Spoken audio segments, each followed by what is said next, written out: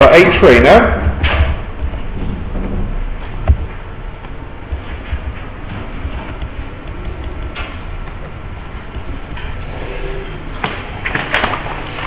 So you're told A is obtuse and sine A is 4/5.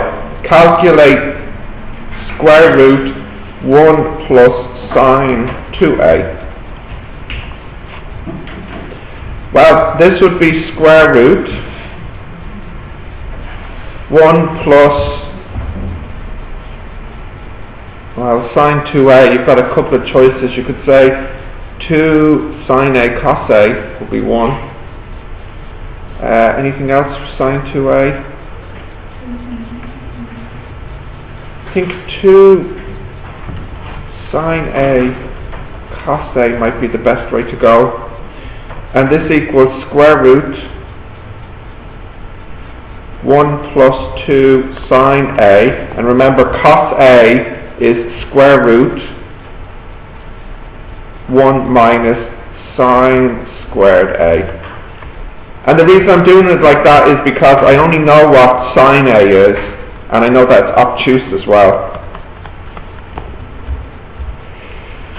So this equals square root 1 plus 2 times 4/5. And then here you have a plus or minus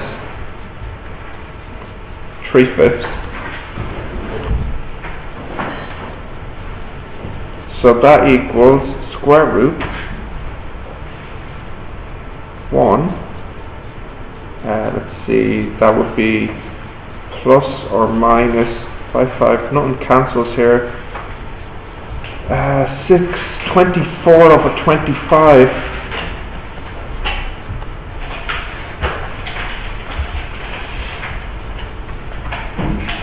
So if we take the plus 1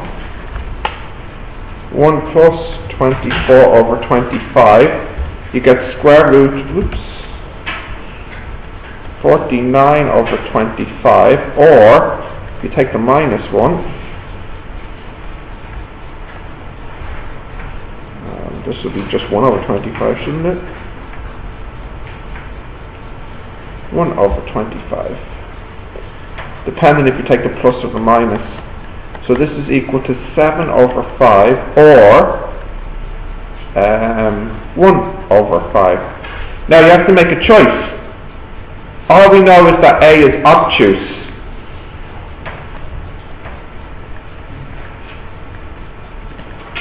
So which quadrant is the angle A in? Second one. So only sine is positive in the second one? What about cos? It's negative. So don't forget that this piece here in red, what was that? That was cos A. And because it's in the second quadrant, we're saying cos A is negative. So we should take this second answer, because this is the one where I put the minus in. So the answer is 1/5. Since the A is in the second quadrant. And by the way, the answer would be, when would the answer be 7/5? Yeah, if this would be the case if A was in the first quadrant, which it's not though, so I'll just put a line through it. So it's like we're rejecting this answer.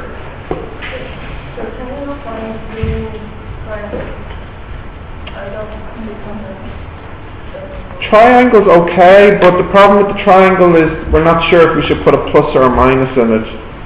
This is why I don't use the triangle here, because it's not clear to me if we should use plus or minus in the triangle. Like for example, if I said, as example, tan A equals 2/3, you could draw the triangle like this,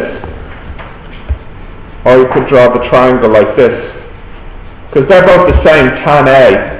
Is minus 2 over minus 3 is the same as 2 over 3. So it's not clear. There's like two choices. But when I do it this way, I get the two choices in the form of the plus or the minus.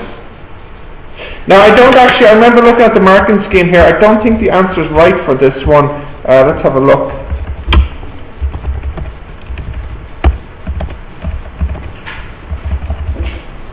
What year is that? 2014 version, which version? Version 4?